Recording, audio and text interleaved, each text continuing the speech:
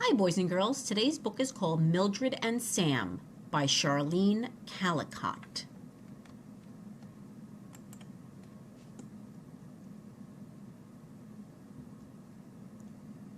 House Dreams.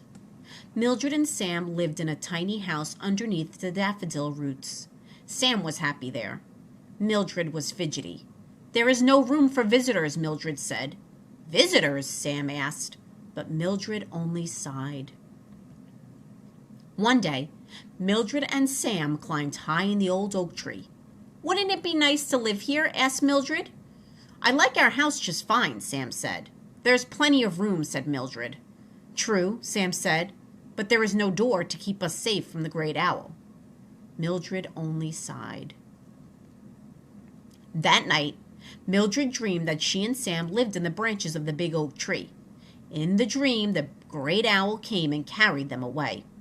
They flew much too far from home, so Mildred and Sam had to make a fast escape.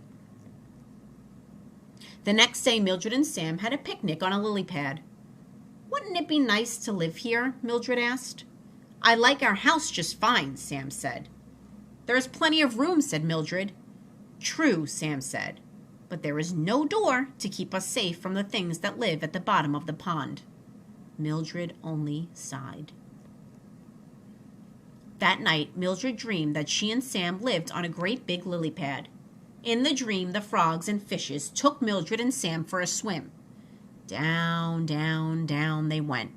It was much too deep, so Mildred and Sam had to make a fast escape. The next day, Mildred and Sam had tea and cookies. In the rose thicket. "Wouldn't it be nice to live here?" asked Mildred. "I like our house just fine," Sam said. "There is plenty of room," said Mildred. "True," Sam said, "but there is no door to keep us safe from nosy bunnies." Mildred only sighed. That night, Mildred dreamed that she and Sam lived deep in the rose thicket. In the dream, an army of baby bunnies appeared and stole all their cookies. Finally, a mama bunny came and scolded her babies. While she was scolding, Mildred and Sam decided to make a fast escape. The next day, Sam got up extra early. "I think it is time to make you a bigger burrow," he told Mildred, and he began to dig underneath the daffodil roots. The new house would have plenty of room for visitors, just in case. Garden Dreams. Sam worked on the new house, but Mildred became fidgety again. "Why don't you go visit your mother?" Sam said, but Mildred did not want to visit. "Why don't you paint a picture?" Sam asked, but Mildred did not want to paint. "I think I will plant a garden," she said at last. So she ordered some seeds. The next day, Mildred's seeds arrived. Among the vegetable seeds, there was an unmarked packet. "I did not order these," Mildred said. "Maybe they are special seeds," said Sam. "Maybe something amazing will grow." Mildred took one seed from the unmarked packet and planted it next to her carrots. That night, Mildred dreamed that she grew a bushel of baby gourds. "Hello, baby gourds," Mildred said. She invited them all into the new home Sam had built. Inside the house, the baby gourds sat on the furniture and slept in the bed and crowded around the kitchen table. Even in the big new house, there was no room for Mildred and Sam. "Mildred," Sam cried, "when you said we might have visitors, I did not think you meant a bushel of baby gourds." Mildred tried to round up the babies. The little gourds thought it was a game. They all went running out of the house. "Yee!" they squealed. Suddenly, two big gourds came out of the woods. "Our babies!" yelled Mama Gourd. "See here, Mouse," Papa Gourd said. "That seed you planted did not belong to you." The big gourds marched off back into the woods, and their babies followed close behind. The next day, Mildred sent the unmarked seeds back. But first she made sure to put a penny in the packet to pay for the one seed she had planted. As she watered her garden, she looked at the ground. She would have to wait and see what her penny would bring. Later that day, Mildred told Sam that she would help him with the house.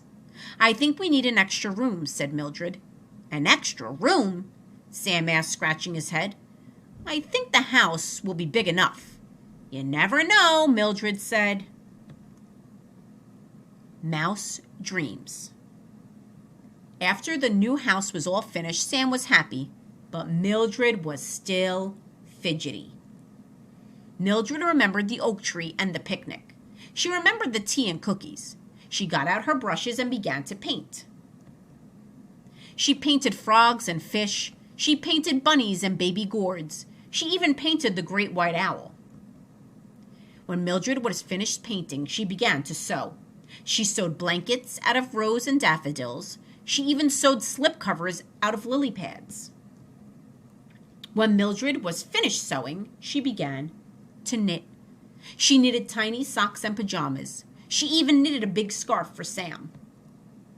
When Mildred was finished knitting, she began to bake. She baked ginger root muffins and sunflower seed pie. She even made honeysuckle jam. When Mildred was finished baking, she finally settled down for a rest. The very next day, Mildred and Sam's new house was filled with visitors. 8 tiny baby mice. And the house was big enough for all of them. Thanks for listening to today's book.